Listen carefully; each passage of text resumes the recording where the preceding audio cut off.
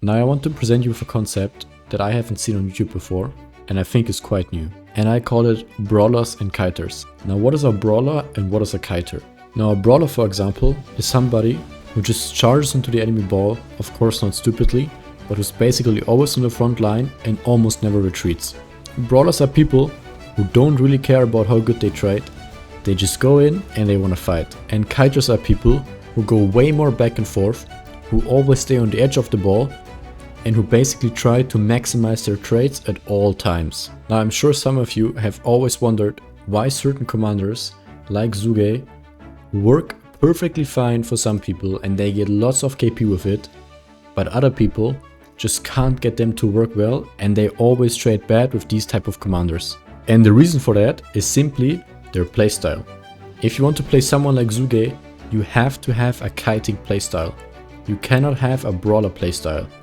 On the other hand, if you want to play someone like Attila in the open field and want him to be as effective as possible, you have to be more of a brawler instead of a kiter, because with Attila's counter-attack damage and normal damage boosts, his benefit comes from being swarmed. And if you only stand on the edge of balls with Attila and don't take those basic attacks, you don't do any counter-attack damage, then he will lose a lot of his effectiveness. So your playstyle dictates which commanders you can use effectively and which you can't.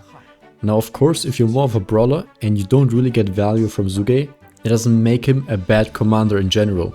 It just means that for your own playstyle, this commander is not ideal.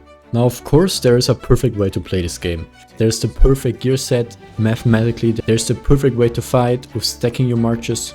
But humans are not robots, and I know most people realistically don't do any of these things.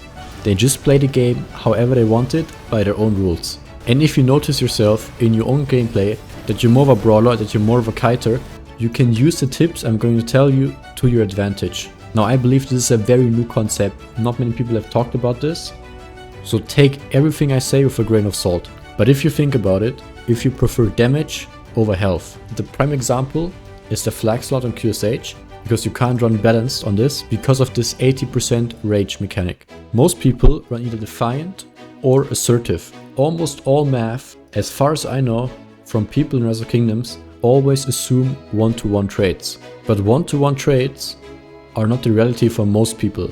There are always people who trade better and always people who trade worse. And trading worse than one-to-one is not the end of the world. If you look at someone like Itachi, for example, who just recently hit the record for the most KP gained in one KVK, you can see that his trades are almost 2-to-1.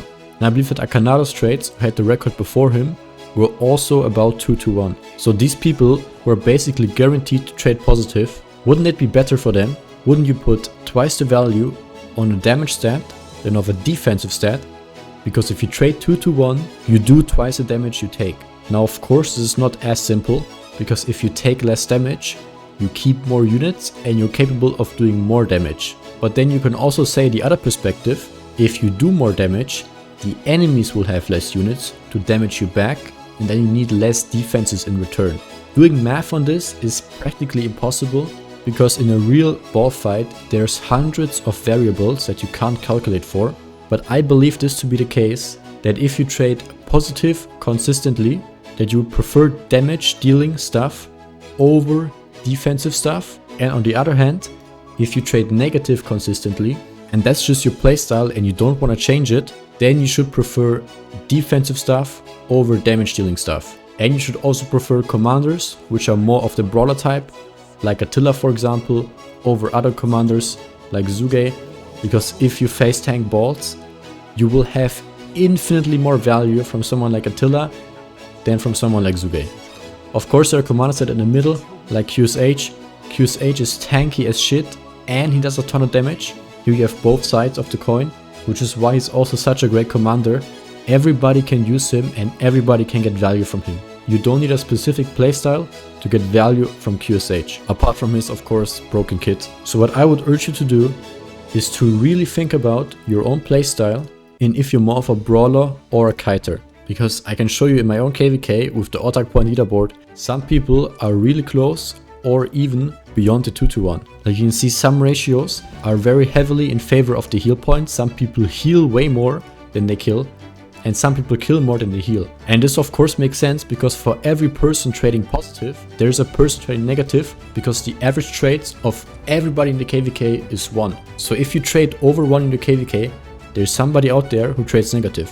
So that's it for the video, and that's all I have to say on this topic for now. If you guys are interested on more videos on this topic, let me know by leaving a like. Don't forget to subscribe and also leave a comment. And you can also join my Discord server. The link is in the description. Thank you guys for watching. I really appreciate it, and I will see you all in the next one. Goodbye.